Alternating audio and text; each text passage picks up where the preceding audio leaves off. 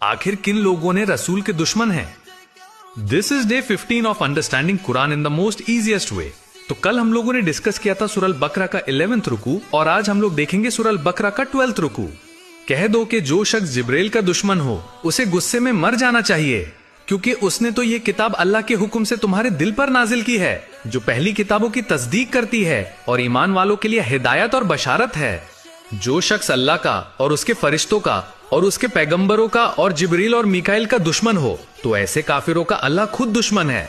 और हमने तुम्हारे पास खुली हुई निशानियां भेजी हैं और उनसे इनकार वही करते हैं जो बदकिरदार हैं। उन लोगों ने जब जब अल्लाह से कोई अहद किया तो उनमें से एक फरीक ने उसे पीठ के पीछे फेंक दिया।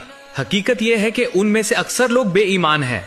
और जब उनके पास अल्लाह की तरफ से एक पैगंबर आया जो उनके पास मौजूदा किताब की तस्दीक करता था, तो जिन लोगों को किताब दी गई थी उनमें से एक जमात ने अल्लाह की किताब को पीठ के पीछे फेंक दिया, गोया कि वो जानते ही नहीं।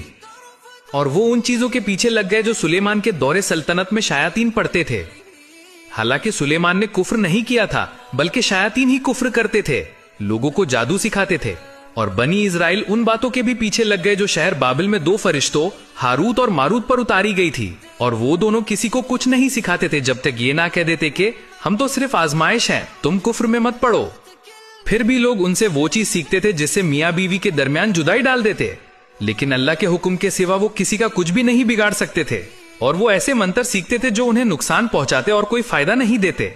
और वो जानते थे कि जो शख्स ऐसी चीज खरीदता है यानी सहर, जादू वगैरह, उसका आखिरत में कोई हिस्सा नहीं। और जिस चीज के बदले उन्होंने अपनी जान बेच डाली वो बहुत बुरी थी, काश वो जानते। और अगर वो ईमान ले आते और परहेजदारी इख्तियार करते तो अल्लाह के पास से उन्हें बेहतरीन सिला मिलता, काश वो इस बात को समझते। तो ये था सूरह बकरा का 12th रुकू और कल हम लोग डिस्कस करेंगे सूरह बकरा का 13th रुकू। So make sure you guys follow. जज़ाकल्लाह खैर।